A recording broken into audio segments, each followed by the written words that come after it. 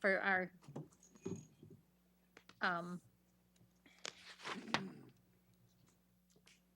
yes. Okay. Okay, mics are live. I'm going to call to order a meeting of the Planning and Economic Development Committee on Tuesday, January 16, 2018 at 7 p.m. in the Aldermanic Chamber. And I will call the roll. Alderman Jetty? Here. Alderman Tenza? Here. Alderman Laws? Here. Alderman Schmidt? Here. And Alderwoman Melizzi Golia, I am here. Also in attendance, we have Alderman McCarthy, Alderman Dowd, and Alderman Gidge. And we are joined by Director Marchant from Community Development and Director Cummings from Economic Development. And I see no members of the public here. So this evening on our agenda, prior to electing a clerk, we have two presentations, and I'd asked Director Marchant and Director Cummings just to come and maybe give an overview of what's been happening, the highlights in the past couple of years, and maybe the things that are coming before this committee that are going to be occupying a lot of their time and some of our time also. So, Director Marchant, if you would like to join us, and I will put the mouse over here for you. And Good evening. are you comfortable with questions while you're doing? Yeah. Okay, whatever- so if you have whatever questions, works. just raise your hand and we'll move Right. forward. Good evening. Thank you very much. I think I only have 5 slides, so we'll run through this and please interrupt as needed. So community development is located right in this building on that side. And one of the major projects that we've been working on involves the Nashua Transit System. So that falls under community development.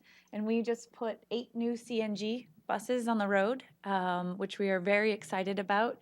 Our fleet had some very, very aged buses and that were very far past their useful life. And so we were able to get 8 new CNG buses, and they are all being on the road as of this month. And in addition, we have 6 paratransit vans on order. We still have more to replace, but that's all we have saved for at this time. And so those should be hopefully on the road this spring. And those are pretty critical to us meeting new federal guidelines on the age of your fleet. And they came out about a year and a half ago. And we've been planning for a long time to replace these fleets. We just had to save enough money. So we're excited to get the new ones on the road. In addition, we just started a pilot service to Walmart in Amherst. We survey our riders about 3 or 4 times a year. And this is the #1 request besides Sunday service. So we started a pilot that only runs a couple days a week. But Camille Pattison, the transportation department manager, recently applied for, and we just found out received a CMAQ grant that will make this service regular service for the next 3 years. The funding becomes available in July. And so we are really excited about that, to see those numbers. And that makes it the more regular service will allow for it to actually be something people could use to get to work, whereas only a couple days a week would not. Alderman Chetty. I'm sorry, but for those of us, in particular me, who's brand new, the acronyms I'm not familiar with. CMAQ, what is that? Oh, I apologize. Thank you. I do speak in acronyms. It's the Congestion Mitigation and Air Quality Grant. It's given through the New Hampshire Department of Transportation. Every 2 or 3 years, usually a CMAQ round of funding comes up, but it's federal dollars that comes from the federal government to DOT. It's a competitive process. Thank you. Yep. Some of the other work we've been doing is Waterways falls within this division. It's a department of 1. Madeline Minot is the Waterways manager, and she's done a whole bunch of different work, but some of her major focus recently has been on invasive species. You can see the picture of the Nashua River in 2016. That's milfoil, and the front of the kayak, those are water chestnuts. We had a pretty bad invasive species problem in the Nashua River, but in many of our rivers and ponds that Madeline is working hard in partnership with DES and the Nashua River Watershed Association. And we have these great volunteer water stewards in this community that she's working with to see what we can do. And so last year, we got funding to do a major invasives treatment in the Nashua River, and you can see the picture from this past summer is much cleaner. We're applying for a grant right now that will cover, we have to do one more invasives treatment this year that we're hoping will cover half of it. It looks pretty likely at this moment, but we have to wait for official notice. And so it will be a much lesser application of invasive herbicides next summer, but we do hope to do a little bit to keep up with it to make sure that we don't have such an extensive issue in the future. Some of the other things have been trying to get public boat launch access in the city. The top one is Mr. Arthur Spelios, who owns the Millyard Tech Park right over here by the Broad Street Parkway Bridge. He entered into a public-private partnership with the city to allow the public to access the Nashua River from his boat ramp there. And so you can fill out a form there, and you can access the river from that location. Which is pretty exciting because there's not many access points to that river otherwise, because you can get in south of Mine Falls Dam, and so you could go towards Hollis or to Massachusetts, but you couldn't get into downtown Nashua at all in the river, and so this access point lets you do that publicly. And then she just applied for, and we received a grant for $200,000, which is a 50% match, so it would be a $400,000 project total to revamp the Greeley Park boat ramp. We had a great meeting with the Friends of Greeley Park last week on that, and the RFP went out last week for design, engineering, and permitting services associated with this grant. This is the only access to the Merrimack River from Nashua, so it's pretty important for many reasons. Boating access, but also for emergency services rescue. It's in pretty horrific condition. If you were to try and drive out there right now, you can't really launch a boat very easily. And actually the large, let's see if I can point it out, this is the head wall of a massive storm drain, which causes big trouble for actually trying to launch your boat there since the water is pushing you into it. So we're looking to relocate that storm drain and do this. This is something that has been on Parks and Rec's list for a long time in partnership with Nick Caggiano. Madeline's been working on this project. A big problem was the railroad crossing to get there. And through her work with Attorney Bolton, they were able to get the DOT to agree that this is a public boat launch, and that's what's opened up this grant funding to us and to finally be able to repair it. So the other big entities that Waterways and Community Development work on, the city owns 2 hydroelectric facilities. The first one, Jackson Falls Dam, came to the city's possession in December of 2014. The lease for the property ended, and it was just turned back over to the city. And that's a 1 megawatt facility. And you've probably enjoyed some food or margaritas right on top of it without really knowing it was there producing clean green energy the whole time. The other one at the lower picture is Mine Falls Dam. It's behind, if you drove behind Stella Stadium and access Mine Falls Park that way, you'd come and see the dam. That's a 3 megawatt facility. So between the two of them, they produce enough clean green energy that would offset all of the city's electrical energy usage in the year. We can't actually do that right now because of the way the net metering works, but we're actively participating at the state level to see what we can do. But we do generate a lot of energy, and in a fully functioning year, which I cannot tell you this year has been so far, we would generate about a little under $1 million a year in revenue to the city from these 2 dams. Projects that we've been working on, just finished the Riverfront development plan for downtown. This is a big public outreach effort. There's a great website that you can go to that we got thousands of comments from the public about this and their ideas. The website is, it might work, we'll see. Is it Co-Urbanize? If you Googled Co-Urbanize Nashua, you can see the website here. There's updates. You can't add any more comments to the map now, but you could, this is downtown Nashua here, you could add comments to the map. We were able to get a ton of different information out here and really go back and forth with the public a lot on this. And there's a really cool video of the river from the river's perspective. You can see a lot of the potential for redevelopment in this area. And the consultants we worked with, Halverson Design, they added into the flyover of the video some of the projects that we talked about, the redevelopment opportunities. So it really helps you to visualize what's going on there and the general 6 big ideas. So we're excited to move forward with some of that in the coming years. We work on the Livable Nashua dashboard. It's at livablenashua.org. And the effort behind this is to try and find a way to talk about all the awesome things that we're doing that nobody knows about. So we've done, the city as a whole has so many really cool projects and ideas and efforts going on that nobody knows about. And it's trying to tell a story that people will relate to. So here's one example.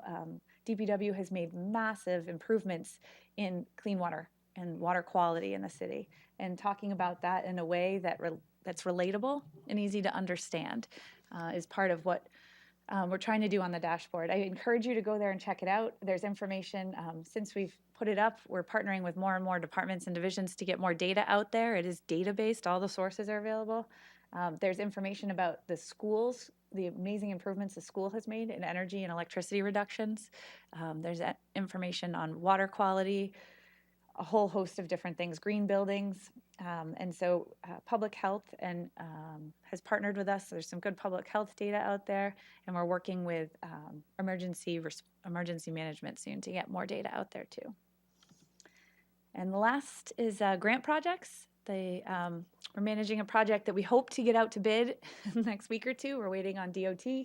This is a grant project that connects the Heritage Rail Trail down by the community gardens from the Heritage Rail Trail down Everett Street, and there'll be a new pedestrian crossing across Ledge Street, and then a new bridge, pedestrian bridge over the canal, connecting the downtown neighborhoods to Mine Falls Park. And so we are very much hoping to get this RFP out yesterday, and so that construction can begin late this spring, summer. And so we'd really like to get the RFP out to take advantage of winter construction pricing. So fingers crossed we get that out. And so hopefully this should be completed before next fall and installed. And the last one is I just applied for, and we found out we were awarded another CMAQ grant, congestion mitigation and air quality, to construct the Heritage Rail Trail East. So if you were to go out the front door of City Hall and you see the auto repair facility there, this trail would connect from there all the way down to the future rail station at 25 Crown Street. So the city's made great efforts over the past 20 years to acquire easements and land in this area, and this grant will cover the cost of design, engineering, permitting, and construction of the trail and lighting. So those are some of the major projects we're working on, and happy to answer any questions. Questions? Alderman Jettie and then Alderman Laws. So before you talked about the livablenashua.org Yeah. website, there was another one. What was that one? That's if you know what do I have a card? I can give you a card. It's a Co-Urbanize Nashua, because Co-Urbanize was the entity. There we go. If you Google Co-Urbanize Nashua, that they are the entity that helped us to create this website. And so there's Co-Urbanize. But if you Google it, it'll come up right at the top. Okay, thank you. Yep. And so there's comments. There's all kinds of interesting data on here you can explore.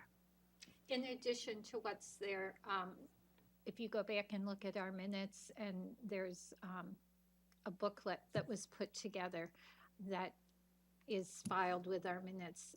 There have been presentations at this committee, and this development plan hard copy is available. We can certainly get you a hard copy of the whole plan. It's a pretty beautiful document. But I would encourage you to look at the video if you haven't seen it. Yeah. Alderman Laws? Anyone else? Alderman Jettie? When you talked about the buses, Uh-huh. so So, sometime after I was elected, I rode the bus just to see what it Excellent. was like. And it was one of those old trolley things. Yes. And that was a hard ride. The seats are hard, the suspension is hard. And the people on the bus were telling me that it's difficult for people, elderly people and handicapped people. And the driver was saying the same thing. Mm. And he questioned why we were getting rid of uh, the buses that we're getting rid of instead of keeping those and getting rid of these trolley buses, or just using the trolleys for special events downtown and that type of thing. Yeah, that's a great question. That is our intention, is to replace the trolleys and to keep one for special event type things, but to replace those with real buses that are meant for the heavy use that they get here. The trolleys were never designed for year-round heavy usage. But I'm not exactly sure how we acquired 3 of them. I can tell you our fixed route buses have each of them well more than 500,000 miles on them, upwards of 700,000 miles, and those buses were required to be replaced. It wasn't really optional. And their maintenance costs were astronomical because of their age. So the answer is yes, we have written the RFPs that we got these buses through to be able to buy more in the future, and we fully intend to replace the trolleys for fixed route service and not use those anymore. But it is a process to be able to find enough money to replace everything. And so we are looking to slowly move those out of service as we go through this process, yes. One of the other problems, we do get a lot of complaints about the trolleys, as they are not a comfortable ride, is that we have to rotate all our different bus types on every route. And so people ask us all the time, well, can you just make sure that the trolley never runs on my route again? And we can't. We have to rotate all the different types of buses through all the routes by federal guidelines. So while we would love to accommodate everybody's requests, we can't at this time. Thank you. Alderman Tenza. I have a question, just about the river and you know how much use it gets. Mm-hmm. If I'm downtown in the Mill Park, can I take the Nashua River? Is it navigable all the way out to Hollis from that? You or is it- can't because of the Mine Falls Dam, and it's not navigable quite that far. So if you got on there, you can go up. You can go up the river and you'll go past, say, the exit 6, like where Home Depot is, and you can go behind there, Coodways. If in a kayak, you can certainly go a lot further, but with a small engine boat, you can't go too much further past exit 6 right now. And you can go all the way down towards the Jackson Falls Dam. But that's why the Mine Falls boat ramp access lets you get to the north side of that. And do you have any sense of how much use the river gets, or are there a lot of people who would use it more if there was better access? So I will say that's one of the number one things we heard from the Riverfront Downtown Master Plan was people wanted access. We have some great groups that regularly use it. There's a Facebook group called Naked, Nashua Area Kayak something.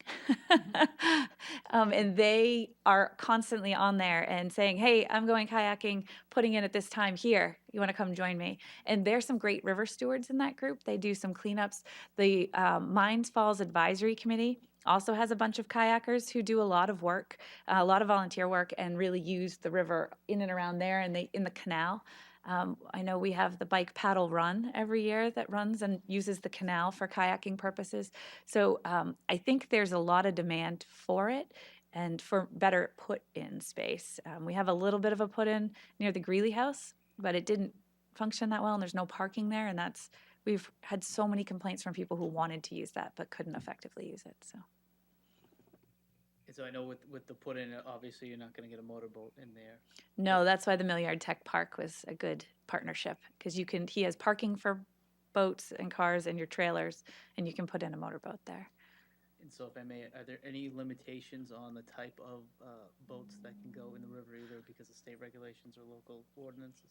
It's almost entirely a no wake zone on this downtown section of the Nashua River. So you can put bigger boats in, but you can't make a wake.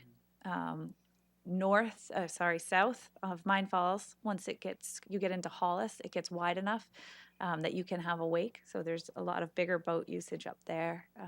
And the Merrimack certainly has bigger boats on it. A lot of jet skis, I've heard. But it has a really great sound barrier from the elevation change and then the woods that are all there. So people don't hear it very much. Any other questions for Director Marchant? Alderman Jettie? What's the current water quality of the river? It's actually really good. The water quality has improved tremendously in the Nashua River, and I can get you some actual numbers, statistics on it, but you'd be amazed at how much improvement there has been on the, as far as the actual water quality goes. You can't swim in it because you can't touch the bottom. We have sediments in the bottom of the river still that are not, should not be disturbed, but the actual quality of the water going through is very high. And the fish I see people fishing, can they eat the fish? They can. Absolutely, yep. Alderman Laws? Is it possible to clean up the sediment on the bottom of the river, or is that going to be just a massive undertaking?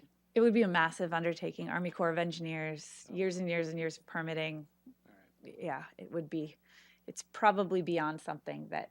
So ultimately, we can't expect that there's going to be children playing in the river anytime soon. I would highly recommend against that, yeah. Any other questions? Director Marchant, I have one question. You, a couple of times talked about the requirements for the buses, and is it an age or mileage? It's both, actually. Okay. Yeah, so there's a TAM plan, a transit area management plan, that's due to the federal government that talks about the age of our fleet, how we maintain it, and kind of audits a whole bunch of things around that. And it's both an age and a mileage of your fleet that they want you to not exceed. And so this is a new requirement, and thank goodness, because if it had happened 5 years ago, we would have not been in great trouble. But we will be ready for this requirement. We're working on our first TAM plan right now. And so what is the age and mileage? So it depends on the type of buses you buy, but the Gilligs, the large buses we just bought, those have a 12-year window, and I don't know the mileage off the top of my head. I think it's around 500 or 600,000 miles. That would be diesel, and these are CNG. I don't know if the mileage is different there. On the paratransit vans that we're buying, they have a 7-year life. And the trolleys, I think, were 8, and I think we've been running them for 11. So that's why they're uncomfortable, in addition to. I don't think they were comfortable when they were brand new. When they were no, they're just a wooden slat seat. Yeah. But the new buses are very comfortable seating, so hopefully you'll get out for one of those. Alderman Tenza. Thank you. You said earlier that you saved for the buses. Mhm. You had to save for the buses. And maybe this is a question for somebody else, but why were the buses saved for and not bonded? Actually, it's a great question. So the buses, the city of Nashua pays in the last couple of years about $420,000 for our bus system. That's the money that we get through the budget process. The bus system costs about $3 million a year to run. So we get a large percentage of money from the federal government. Some of it is 50-50 match. Some of it is 80-20 match. We're a designated recipient for those funds, and there's a couple different types of funds that we get. They provide some capital funds and operating assistance, largely. The rest of the money comes from advertising. That's why you see all those advertising on the buses. Some of it comes from the fairs, the fare box. We get grants from the state of New Hampshire, and we have public-private partnerships that we form all over to try and bring in more revenue. So that is the one part of community development that's really a revenue trying, like we're out there hitting the streets and partnering with other towns and other communities, with other entities to bring in revenue to make that system work. So the federal government provides a large amount of funding that we could save up over time, capital funding that we could save up to pay for the buses. Better not to hit the city's coffers if we can. Any other questions? Alderman Jettie. Has Walmart or any of the other merchants in that shopping mall been approached to contribute? Yes. Yes, the short answer is yes. The couple plazas we stop at on the way and Walmart.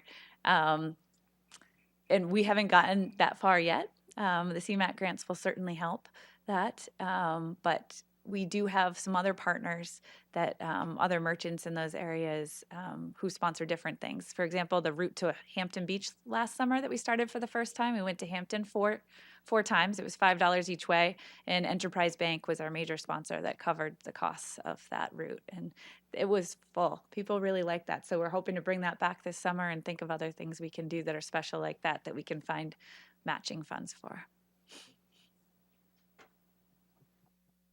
Other questions? Thank you. Thank you. Would you just send this to Ms. Lovering so Yep. it can be attached? I told her that I would leave it up here, and she said Okay. that would be great. Great, thank you. Yep. All right, and Director Cummings. Thank you.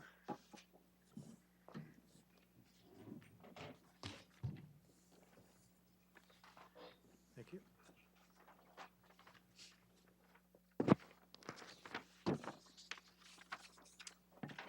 And actually, if I could have an extra one, I'll put it with the minutes. Thank you. You're welcome.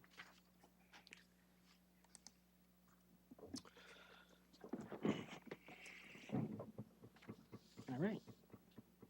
Ready? If you are. Great. Well, good evening. My name is Tim Cummings. I'm the Director of Economic Development for the city. I put together just 2 slides to help focus my conversation this evening with you, where I'm going to just talk to you a little bit about the major priorities of my office. But before I get there, I thought it would be good to pull out per the city ordinances that govern us exactly what it is that economic development does by statute. So the mission of the city's economic development function is to promote a diversified, sustainable, vibrant economic base that maintains a high quality of life for Nashua residents and businesses. And so I have the responsibility to enhance the economic vitality of the city by making sure that I have a good relationship with the business community. I'm always looking to foster job retention and expansion. I'm always out there trying to increase the workforce skill set. I'm also looking to encourage and promote the downtown. So I do this through a few different ways and strategies. I am also charged with the ability of undertaking special studies and projects as necessary, which is what I am going to speak to you about right now.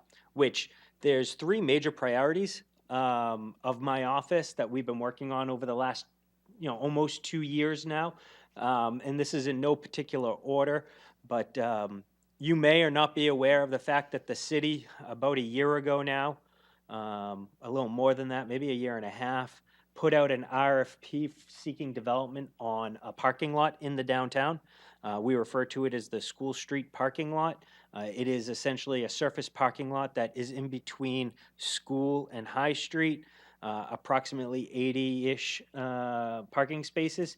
And we received a response from a developer who is interested in putting a development in and on that site. I won't go into the specific details this evening. I'd be happy to, in a closed session, have a more specific conversation about the details. But we are looking to attract development on that site, which would ultimately infuse more tax dollars into our coffers and hopefully put more people out onto the street to shop on Main Street. This is a very complicated project. And it will take some time to work through. One, market conditions aren't the most favorable, so working through some of those issues, and then the corresponding infrastructure and streetscaping issues that will be necessary to achieve the development. Those are 2 big issues that we're going to have to get over to bring this project to fruition. The next project is the Performing Arts Center, which hopefully you are all aware of. I know that there's a couple pieces of legislation before you. One piece of legislation that's actually before you and on your agenda this evening, which I'll be happy to talk to you about. I will say, as a caveat though, We do have a public hearing scheduled on January 22nd where a more detailed and very lengthy presentation will be given. It's similar to the one that the Board of Aldermen received at a special Board of Aldermen meeting on May 3rd of 2017. And it's essentially what we're looking to do is execute on a feasibility study that was promulgated by an outside consultant, Duncan Webb, a Performing Arts Center consultant, where he made some recommendations to the city on how we could achieve a performing arts center. So what my office is charged with is trying to bring forward and receive approval for a $15.5 million bond that would allow for 500-ish, all the way up to 1,000, depending on the type of performance or activity that happens in the building, type of capacity, in the former Alex Shoe building known as 201 Main Street. And so I will leave my comments there on that particular project. And then lastly, a project that's near and dear to my heart that I've been spending a considerable amount of time on is a P3. A lot of people say, what's P3? P3 is just a creative way of saying a public-private partnership. And we are looking to enter into a more extensive conversation with a private company called Boston Surface Rail Company out of Woonsocket, Rhode Island, where they're looking to bring passenger rail into New Hampshire. They would be looking to create what's called a cross-platform type of connection, where they would be bringing rail from Nashua to Lowell with this cross-platform connection to the MBTA, and then from the MBTA all the way down into Boston. We're very early in our conversations with this group. We have a long way to go, but we are in the early stages of Nashua taking charge of trying to bring passenger rail to the city, unlike our strategy in the past, which has been passive in trying to work on this, try to work with the state and see a state solution to the program. So that's a very quick, high-level overview on some of the projects that is under my purview, and I'd be more than happy to take any questions. Questions, comments, thoughts? Alderman Tenza? Thank you. Just about the School Street Yeah. development. You said it's slated for a parking garage? No. Oh, sorry. Yeah, nope, I didn't actually say specifically. Okay. But I can tell you a developer, a very respected developer, who is doing a lot of work in Manchester, but is actually a Fort Lauderdale-based individual, has a group where he has hotels, apartments, office buildings, very well capitalized, and submitted a proposal to put a development in that would take up the entire surface parking lot. And so can you just explain to us a little bit about what that would mean for the downtown, any development in that area right there? Sure. So we best example I can give is we collect zero taxes on that right now, and depending on exactly what happens, we will see approximately $150,000 in new tax revenue if we put that out. Now, a lot of people are saying, "Oh, well, we need that parking." I would caution that we actually don't. If you look at the High Street Garage that's right beside it, it is relatively underutilized, particularly in the evening time. Daytime, I understand it has capacity and is definitely used during the day, but we would be looking to bring a development in that would complement the usage. So we would be looking to bring something in that would be a higher usage type of development for evening use to offset the High Street Garage. Other questions, comments? Alderman Jettie? So, I don't want to, it's probably, too early to say, but I wonder, in your RFP, did you ask the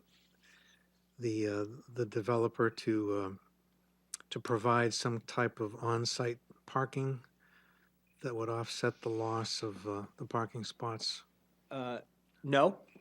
And the reason why is, and this is probably a good conversation to have, and Madam Chair, maybe at another evening you can bring me back and we can actually have a conversation of suburban versus urban infill development and what are the goals we're trying to achieve, and past plans and policy direction I've been given previously, and one I would recommend, is that in the urban core area, and particularly here, we look to treat parking more like a utility. And what do I mean by that? I mean create it more like a common good that is controlled by the municipality, than try to have each individual parcel control its own individualized parking. And I say that because your development, your urban landscape will look dramatically different if you do that. Alderman McCarthy. Yeah, I just wanted to point out that when we did the downtown master plan some years ago, one of the comments that the consultants made was we had essentially too much parking downtown that was all carved up into little lots that were dedicated, and not that we really need to just optimize the use of the shared parking and get more usage downtown and less cars. Well, or less empty spaces, basically. Alderman Jettie. I know that anecdotal evidence has got probably little value, but, you know, my office is downtown. I use the High Street parking garage. It's pretty close to full during the day. And the School Street parking lot with the River Gambling Casino is pretty full at night. So I question if whoever is doing this, and your department included, you know, can say that, hey, we've gone out and counted spaces and cars and stuff, and your anecdotal evidence, Alderman Jettie, isn't really accurate. I would defer to that, but I'm concerned that losing that, you know, that parking without making up for it somewhere else could be problematic. Director Cummings. So I guess I would just quickly ask, do you know what the utilization is in the High Street garage in the evening? No, I don't. So we, before we went out for the RFP, did a study, and I can give you not just qualitative, but quantitative data that will tell you that we receive approximately a 40%-ish usage rate in the evening of the High Street garage. So we have 60% capacity available. You know, and that data might be a little dated now, but the point being is you try to achieve an 80% occupancy. So we do have more than enough capacity to accommodate this. It may mean, though, folks like at the River Casino thinking a little differently and maybe having to use the garage instead of the surface parking lot that is currently right across the street for them. But that's a conversation that we can have at a later date, and we can go into more detail, and I'd welcome the opportunity to kind of talk to you about different case studies about how communities can achieve and maximize their value by moving in a direction where you try to remove the on-site parking restraint, which, by the way, your zoning here in the downtown actually provides for no parking on-site because you're within 1,000 feet of the garages. But that's a little tidbit. Alderman Yeah. Jettie. When I was talking about parking being provided by the developer on, I wasn't saying that they should be required to provide on-site parking. I was just thinking that whatever they do there, you know, it might be an opportunity for us to, you know, if they went below ground and, Oh, yeah. you know, had parking that everybody could use, that this would be an opportunity. Because I know people are going to be, when you're talking about the Performing Arts Center, when the people question the availability of parking, you know, where people are pointing to the Elm Street and High Street garages. So there's, seems like we're talking about additional demand on those garages. You raise a really good point, and it's definitely a conversation we should have. I would love to see, and it's something that we should explore, whether maybe we could marry the two of trying to create more parking supply with the development and a public-private partnership. I can just tell you that it is going to be expensive, and the city would need to be willing to share in that cost. And it's hard enough to try to make the market economics work right now on just a straight deal. Now to add in, structured parking, I can only tell you that we'll be adding a lot more cost onto the project. But we would have to look at that and see if whether there's a community value, and if there's a community value around this body here where you want to go in that direction, it might be a worthy conversation to have. We have not had that conversation to date. Alderman Laws. Could you give us a hopeful projection of what's going to go on with the Performing Arts Center? Like, so if we vote to allocate the $15 million by the former Alex Shoe Store, Mhm. what's the next? When's the next time we can use it? Can we raise money while it's being worked on? Mhm. Yeah. And how long do you anticipate the entire project is going to take? Okay, so first it's $15.5 million. Sorry. I know I only say that because we're going to need every penny. And it is a project that we won't be able to start the construction until after we raise an endowment. We will be able, in theory, if the current legislation is adopted, be able to purchase the building. And then from there, we would transition to essentially 3 different type of functions that need to be executed. The designing of the building, the raising of the funds for that endowment, and then thirdly, developing a strategic or an operational business plan for the Performing Arts Center. And we've done some preliminary work on all of that thus so far, but we would really need to dig down deeper and put some real details to the recommendations that were given to us in the feasibility study by Duncan Webb. The timeline, to answer your question, would be, depending on how the fundraising goes, you're looking at 2020 before you actually get usage of the building. It is going to take a little while to get us to that point where you're actually going to see people coming to the downtown and using that facility. And it's projected at its peak to have 3 to 4 performances a week. I hope it has more, but that's what the business plan is predicated off of. It's a very conservative approach. Other questions? Comments? Director Cummings, one thing, I'm just not sure if people, if the new committee members are aware of this, but the downtown development also comes under your office, and Mr. Veo walked in. He's sitting in the back. And so all of what happens in terms of the downtown committee and in that piece, working with Mr. Veo, comes under Director Cummings' office also. So just so you're aware of that very focused piece of downtown work that's part of the bigger economic and development office. Alderman Tenza. Thank you.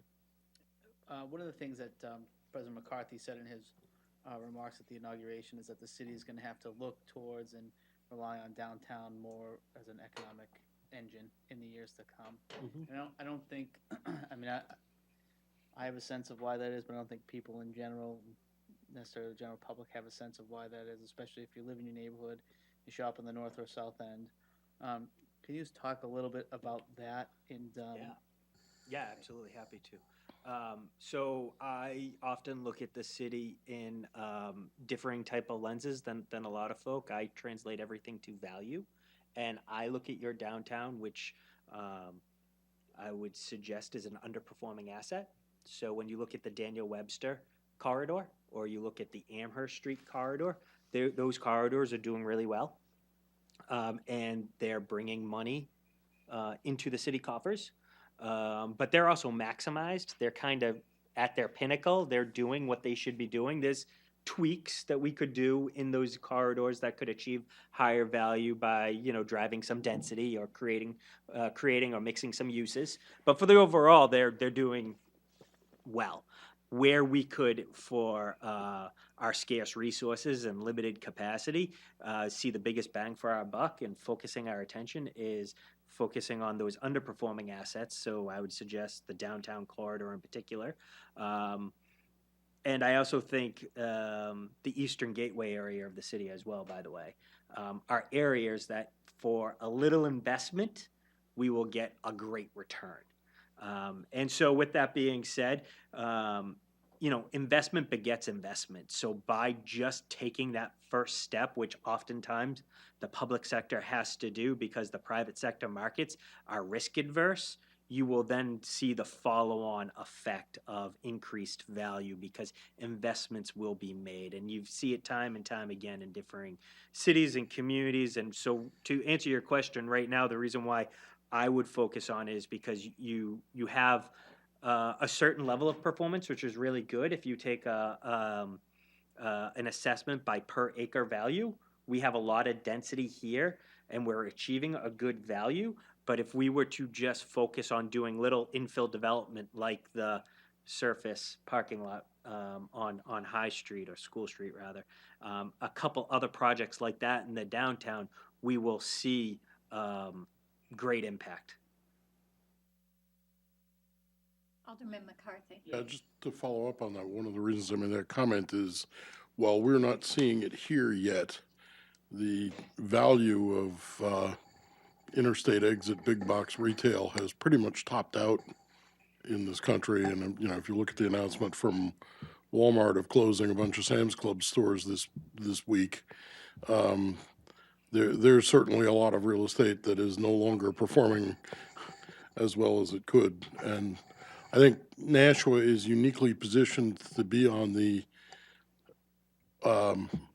to be successful as long as anybody is in that area. But there clearly is a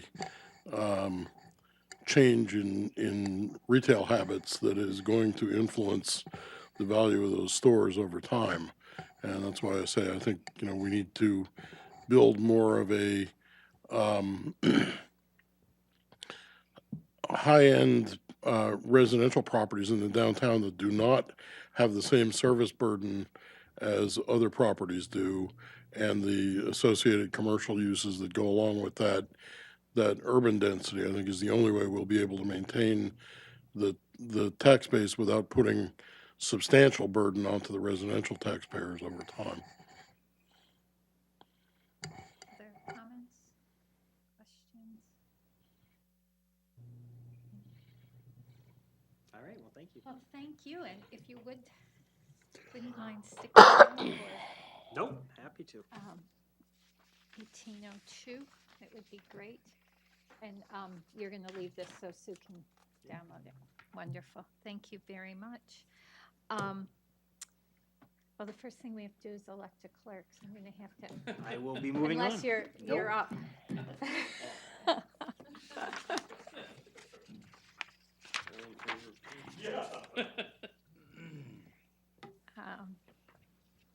So once again, Director Marchant and Director Cummings, thank you for joining us this evening. And the next item on our agenda is the election of a clerk. So I will take nominations. Anyone?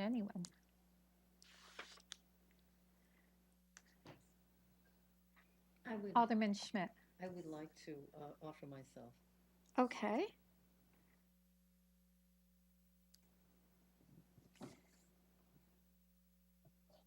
Any other nominations or a motion to close nominations? I move we close the nominations. Quickly? Before she changes her mind. That impression. Before your name is offered? All those in favor?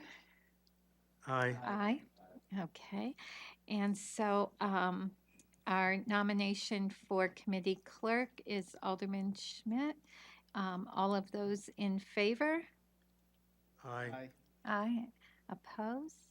Alderman Schmidt, please come and join us. Motion carries.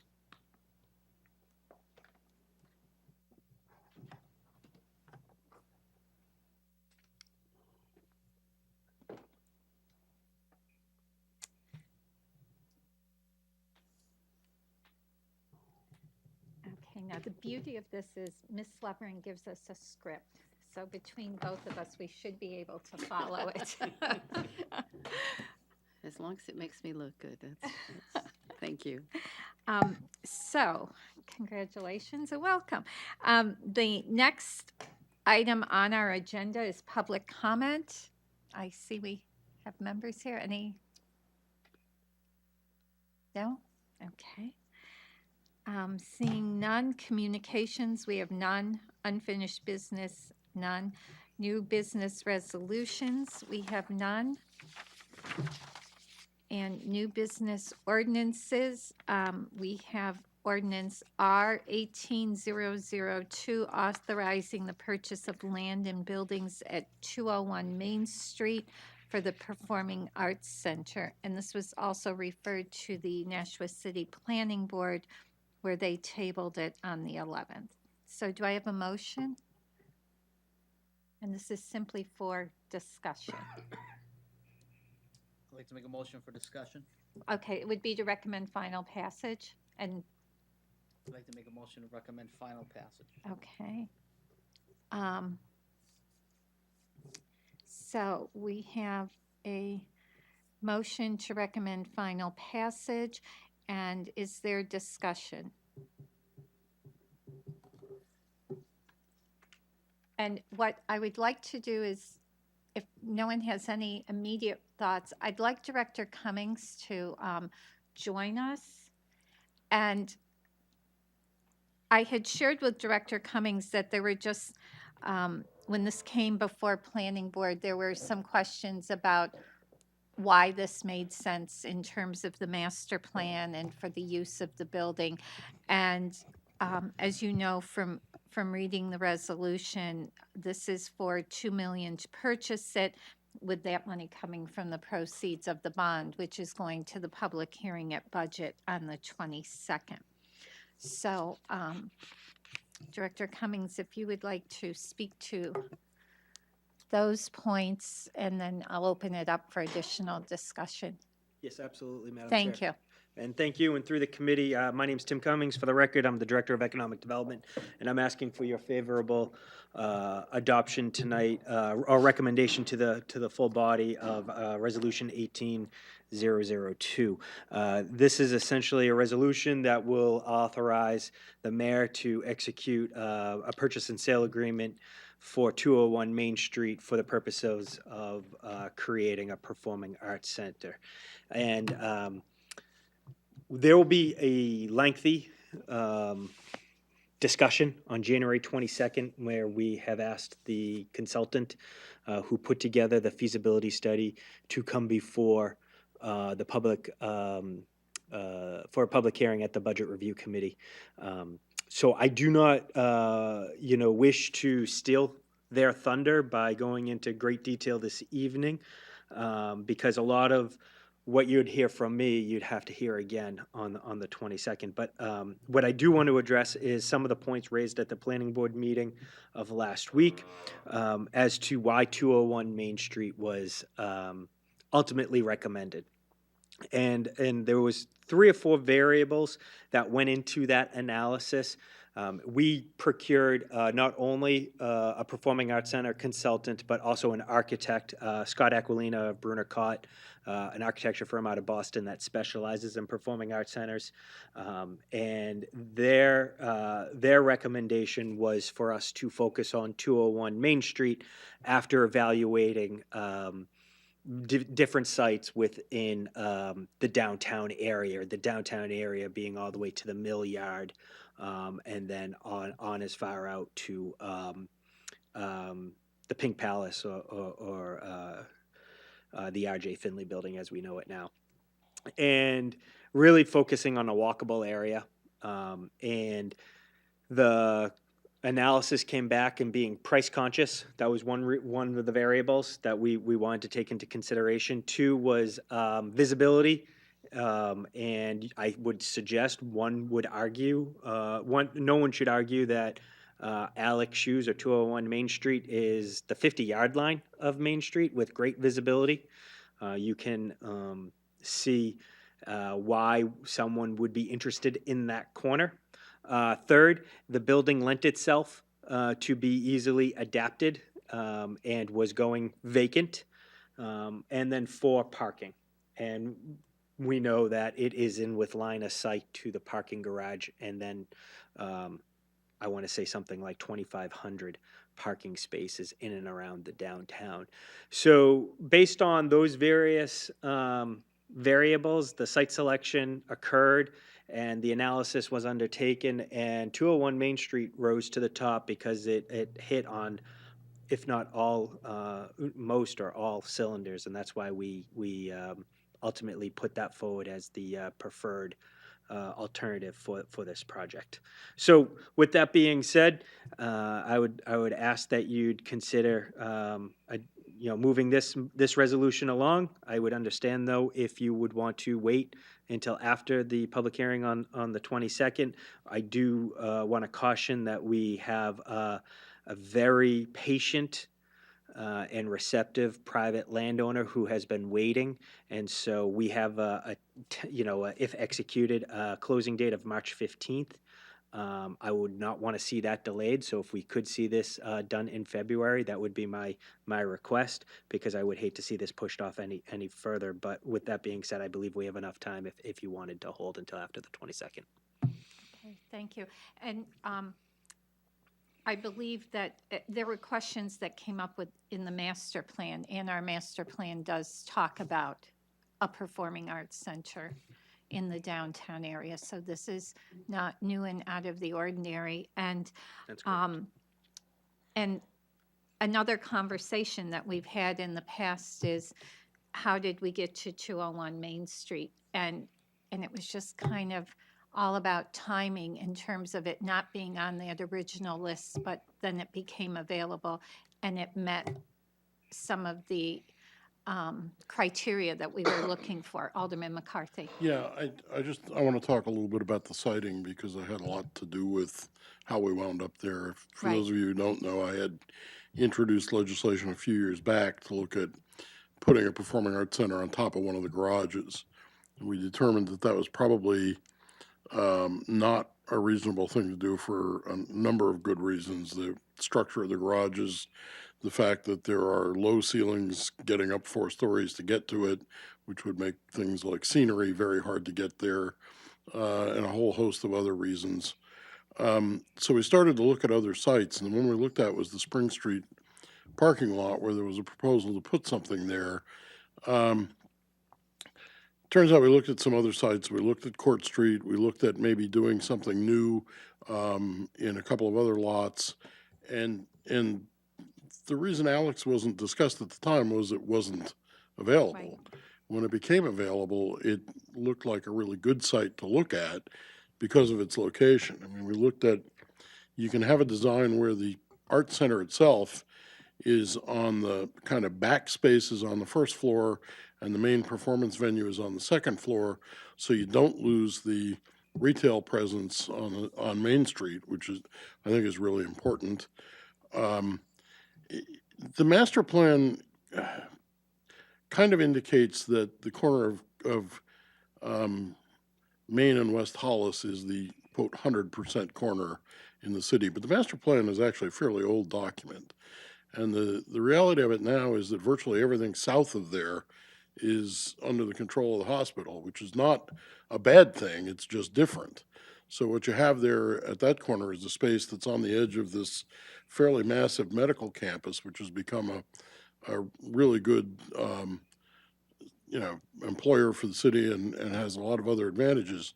But if you went back and did the master plan over again, you'd probably find that a corner more like Temple and Main is going to be the center of downtown. So we're a block away from that in this plan, It's located in between the two parking garages. There are 1,000 parking spaces in the two garages that are less than 750 feet from the venue. So it's very good for that. It's also centrally located in a lot of the evening retail, namely the restaurants in the downtown space. So it just presented itself as a space with a whole lot of opportunities around it. That once you looked at it, it was like, gee, that makes sense. And we hadn't looked at it solely for the reason that Alex was there and was a going business and didn't seem to be leaving at the time we started that exercise. Any comments, questions, thoughts? Alderman Jettie. So I'm in the position where when I campaigned to become the Ward 5 alderman, when besides my election, there was also the ballot question of the Performing Arts Center. Correct. And so a lot of people were asking me as I was campaigning about my thoughts on the Performing Arts Center. And, I told people that I was in favor of the Performing Arts Center, and I gave them a bunch of reasons why based on the consultant's report and the presentation that I had seen last year. I thought it would be good for the city. But I also told people that the alderman had given the voters a chance to express their opinion about the Performing Arts Center, and the proponents of the Performing Arts Center had an opportunity to convince people that this was a good thing to do, and the opponents had a chance to say why it wasn't. And I said that I would follow the vote of my constituents, and Ward 5 voted against this. So I feel that I am bound to keep my word and vote against this proposal. But I know, seeing the number of endorsers that added their names to the resolutions, it looks like the votes are there. But I would like to, I would like to, to make sure that we understand and acknowledge that even though it passed citywide, it only passed by 155 votes. So when you do the percentages, it's slightly, I think, 51% in favor, 49% against. And I know it was only, it was less than 20% voter participation citywide, but my ward was approximately 20%. But I can't say that the people who came out and voted for me, expressed the wishes of the entire ward, and the people who voted against the Performing Arts Center didn't. People had a chance to vote, and they, at least in my ward, they voted against it. People in 4 other wards voted against it. 5 wards out of the 9 voted against this proposal. So I think that we owe it to the people who have voiced opposition to take their opposition seriously and their questions seriously, and come up with answers for that. And when people were telling me why they were against it, I think that some of the questions I know were already answered by the consultant's report, and unfortunately not everyone has read that, and not everyone is aware of it. But I think it's upon us, the burden is upon us to try to publicize as best we can all of the reasons that this is a good idea, and answer the questions that people have raised. And some of those, questions have been, on the master plan, this was not at the top priority. It was a B3 or a B4? That would be at the Capital Improvements Committee. B3, yeah. And I'm not sure, I certainly don't, and I'm sure most people don't understand that rating system and where that stands. So I think we need to talk about that. What are the things that got the A rating that we're not doing? And why not? Why is this being done by the city and not a private developer? What justification do we have for spending, taxpayer dollars to do this? I was at the Downtown Improvement Committee meeting Friday, and one of the members of that committee, Sai Mafus, a very well-respected businessman in town, and one of the leaders of the Performing Arts Center proposal, said on another issue that they were looking at, that he was proud that that committee was looking at the money that they had to spend as though it was their own money, and that they owed it to the voters to spend that money wisely and to make sure that it was justified and that they had done their homework and that they felt like comfortable spending it as though it was coming out of their own pockets. And he made the comment that in his business, he certainly doesn't make decisions without having all of the answers. And I was struck by that. I think that makes sense, that we we owe a duty to the voters to spend the city money as wisely as possible, as though it was coming out of our own pockets. So one of the questions that people raise is, have we inspected this property? I don't know what the answer to that is. Director Cummings talked about our authorizing the mayor to sign a purchase and sale agreement. I'm under the understanding that the purchase and sale agreement has already been signed. Attorney Bolton sent me a copy saying that we have a purchase and sale agreement to buy this property, subject to the approval of the alderman. So we're not, I guess it's just, I guess that's what you meant, that it's subject to our approval, and but there is a purchase and sale agreement, and one of the conditions of the purchase and sale agreement is a satisfactory inspection. And I don't know if that inspection has been done yet, but I think maybe it has, maybe it hasn't. If it hasn't, it should be done. I think that's a good point that people have raised.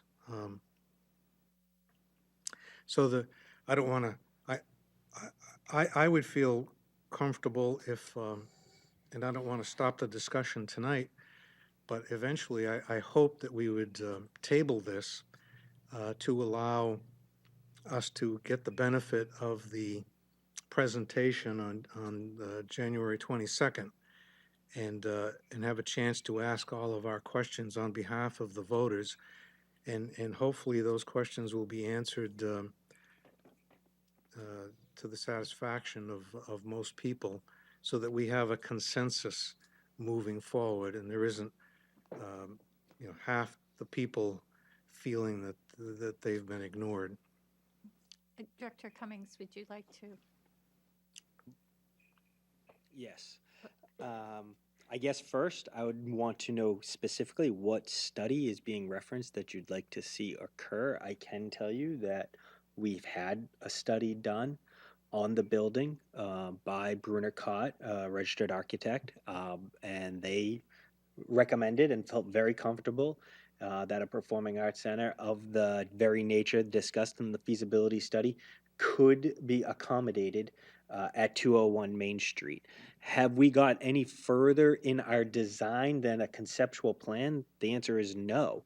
That would take a considerable amount of money to do that, and we weren't ready to do that at the time because we didn't have an option on the property.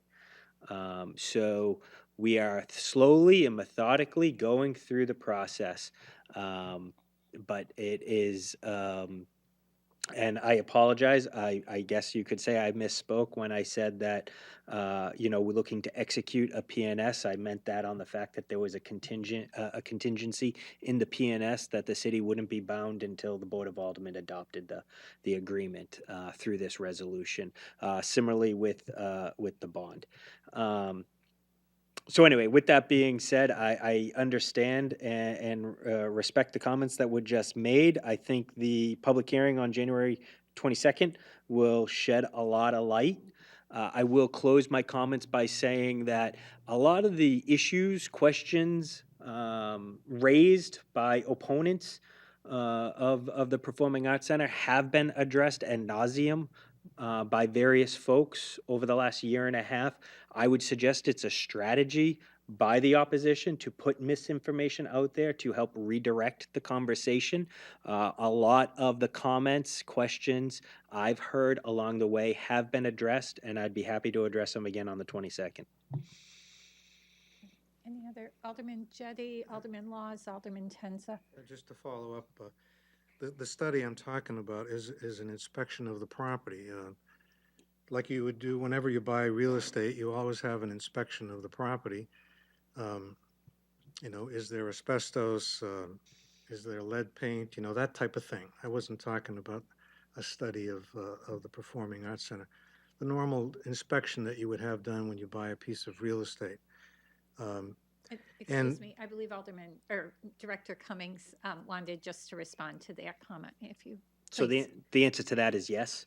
That has been done, and it's been even taken to a further level than that, where a performing arts center, as likened to in the feasibility study, can be accommodated in 201 Main Street, including the mechanicals being used, and other issues that were potentially spotted early on had been vetted out, like asbestos, to ensure that we understood what we would be taking on. Right. And if I may add, I believe like part of that was also that raising the roof and doing more on the second floor, that's all been looked at Yes. in terms of the building's structural ability to take that. Please, go on. And I know it's very frustrating for you because you've been working on this for a long time. You've been working very hard, and you've seen all of the reports from all of the consultants. But I hope, please don't look at it like you've done this ad nauseum. This is a new board of aldermen. This is a new game,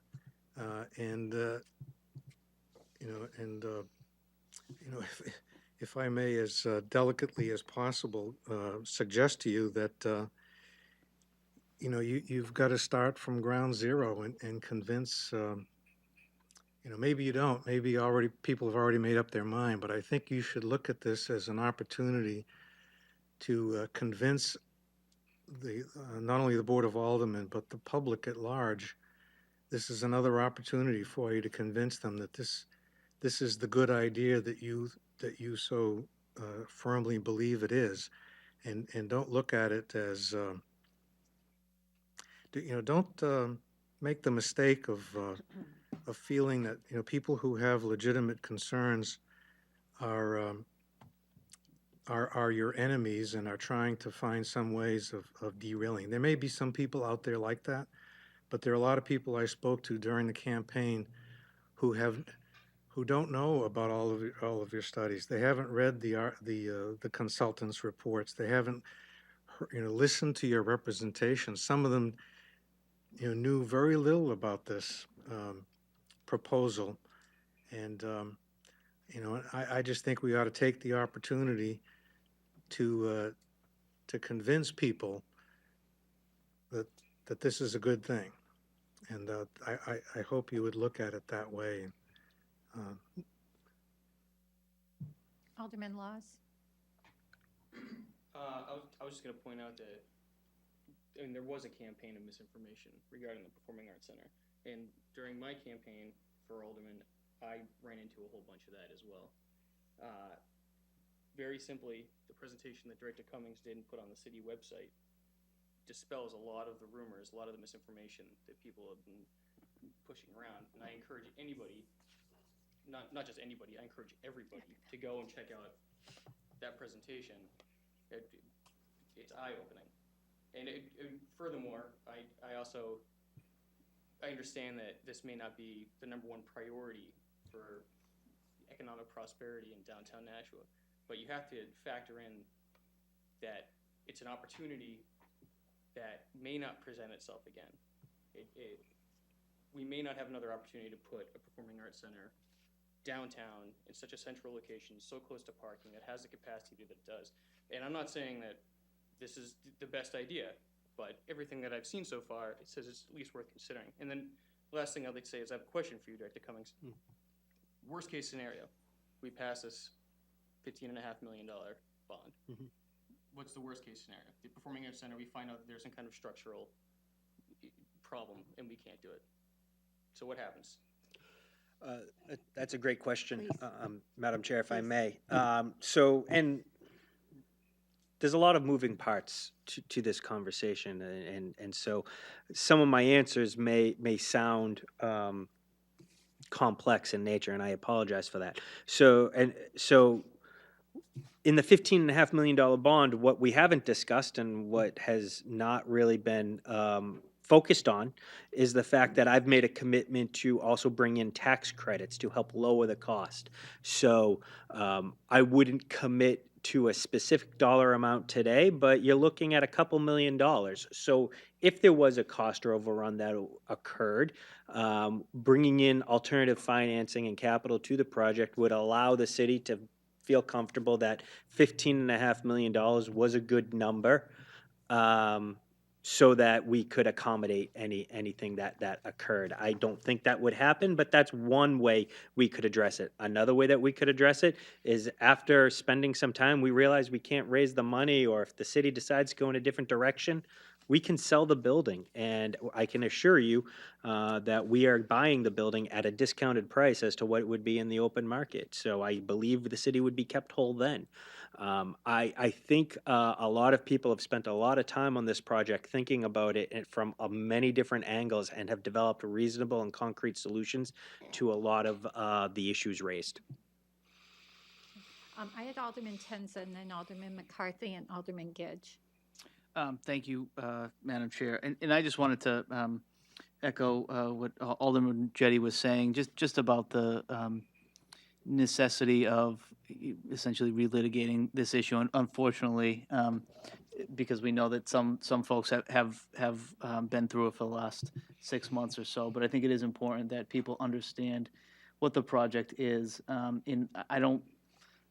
I would say this is not just Director Cummings' issue to be talking to the public about, but anyone who's supportive of the Performing Arts Center should be out talking to people, building consensus, because it is an important project. It is a project that, as Alderman Laws was saying, it's really an opportunity that may not come up again. But there's a lot of misinformation. This is another chance for us to put forward the correct information, and not only put it forward to the people who may watch the meeting on the 22nd, for those folks who aren't able to see it at that point, and continue talking about it until it ultimately comes up before the full board. So that's all I have to say. Thank you. Alderman McCarthy. Yeah, I greatly agree that we need to do that. I mean, I understand all this stuff because I've been there for all of the meetings. Most people did not have that luxury because there were a lot of them. One of the problems is the report didn't come out in one piece. It came out in phases. The first phase was the market analysis. Then there was the discussion of sites, and then another piece, which is Director Cummings' response to some of the sort of gratuitous comments that were made about it. And unfortunately, nowhere has there been one cohesive thing that said, here's why. So what I think we're going to see at the bond hearing is a presentation that says, that recaps the reasons why economically it works.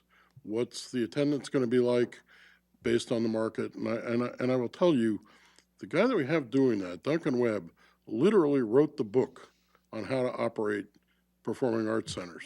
I mean, my wife the other day said, "Oh, I bought you a book on that at some book fair," and she found it and gave it to me, and I looked at it and it said, "Running Theaters, Duncan Webb." So, oh, so we have probably the greatest expert in the United States on this looking at it for us, and he has concluded it'll work. We've got to put that information out there. He also helped to conclude that 201 Main Street was a good place for it. I believe we have done all the diligence on the building to understand that structurally we can build the art center there.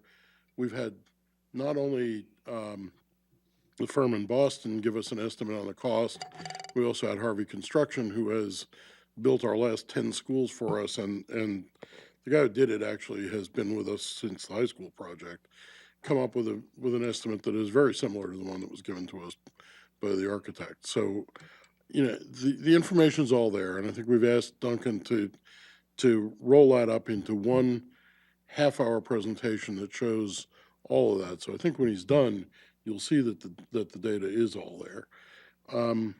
And as far as the vote goes, we ran into the same problem when we put the Broad Street Parkway up for a referendum. The polls closed and the votes came in, and the Broad Street Parkway narrowly passed in public opinion. And one of the proponents for putting the resolution on the ballot, who was opposed to the Parkway, said to me, "Well, if you're going to ram it down our throats just because it passed the referendum by a small number of votes," now, you go to the court of public opinion, there's no appeal from that. That's the last method. Now, in this case, this was a non-binding vote, but it did pass citywide. And by my reckoning, that's what you got to look at. It's not, the benefits to Nashua are benefits to Nashua, not to Ward 5 or not Ward 5, not to Ward 3 or not Ward 3. The overall uplift in value to the downtown will benefit all of Nashua, which is why I supported this thing in the first place, why I continue to, and why I would urge you to look at it on a citywide basis. Look at the data that's going to come, that you're going to get at the presentation, but I think you'll see this is a pretty well-formed project. And from what I've seen looking at other performing arts centers, they are successful and they make the downtown successful in places that don't have nearly as good a market for them as we do. I think this is a very good project for Nashua in the upcoming years, and I think history will regard it as a good decision to have made. I don't know if anybody read Dean Shaloup's article over the weekend on the Main Street Bridge. The plan for the Main Street Bridge that was put out in 1915 had a 3,000-seat auditorium in downtown Nashua. And he asked the question, whatever happened to that? Interesting. Yes. Alderman Gitch. It amazes me how this is the city and we're not getting some information from the state. I'm an artist. I'm going to be a little repetitive because some people have heard this before. But I was in committee and a gentleman, Representative Rice, who was an artist myself, I said to him, why are we 45th in the United States, New Hampshire, for state funding state arts? So we put together a bill, and if anybody knows how difficult it is to pass for 400 people, it was to study the economic impact of the arts and culture of the state of New Hampshire. What we found out was both incredible and very disappointing. Now, I can understand where you're coming from. I can. people look at Nashua like this. We had the opportunity to look at the state in its totality. I can tell you with some of the information that we have, if that had gotten out during the election, everybody would have voted for it. Now, let me make this clear. There has to be some changes to the way things are going. But when you take a look at the entire state, and you must know that the state got, I believe, the governor's award this year, the city got it. That means we're hot, not to take advantage of a moment like this, because it doesn't come around very often. We are it. In other words, you got Portsmouth, and it can be Nashua and not Manchester. Manchester's running like crazy because they got most of the information. I couldn't give the information out because I had made an obligation with a newspaper to print it, to give them what we found, because it was pretty interesting. I couldn't even give the information to the governor or the mayor, but it's coming out very, very soon, and I can tell you that I think a lot of people, if you have a question of should it get done, I think that's going to be dispelled, because Nashua is so hot at the present moment, but there has to be some adjustments. In fact, there's got to be adjustments around the state. But I think when you get some of this information, I think you're going to be very, very surprised. Alderman Dowd? Yeah, two things. I continually ran into people, had discussions that, particularly retired people, concerned because they didn't know a lot of the facts associated with the Arts Center. Once you tell them the whole story, and especially I pointed out on numerous occasions for them to go look at Director Cummings' presentation that he did to us, that answers their questions. One of the big pieces of misinformation is a number of people in the city of Nashua think that if we pass the $15.5 million bond, that we're going to spend it the very next day. That's not the way it works. In fact, I will tell you that the majority of people in the city of Nashua have no idea how our bonding works. So I think it needs to be pointed out in some of the presentations how the spending is going to proceed over time. It's not going to happen overnight.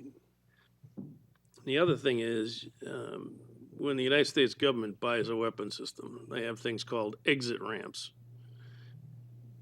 If they don't raise the $4 or $5 million, that's an exit ramp. Things stop. Sell a building, we probably make more money.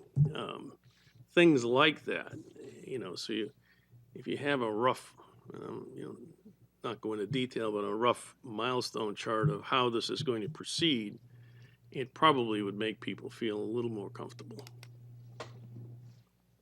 If I may, just to that point, one of the questions that came up specifically regarding this resolution when we were at the planning board, and I think, again, it gets to understanding the many moving parts of this. This resolution states specifically that the purchase price will be $2 million and that the proceeds from the bond will be used for that. And so in many people's minds, that's like, wait, you're authorizing the city to spend $2 million that's coming from the bond, but we haven't approved the bond.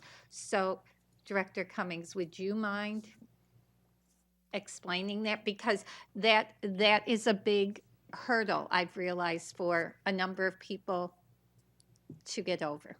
Yes, absolutely. Please, thank you. Yeah, And then- absolutely, Madam Chair. So to put it very simply, the city is blessed with good cash reserves.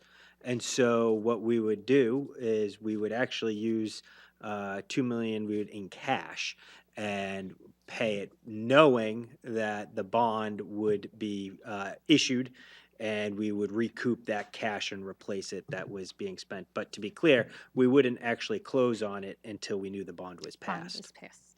Thank you. Thank you. Alderman Schmidt. Thank you, Chairman. Yeah. So many people have said so many really important things tonight that the rest of the city needs to hear. I know that in Ward 1, it did not pass. I can also tell you that every time I talked with somebody about this, understanding that it was step by step, that the endowment had to be met, people understood that this would be a benefit.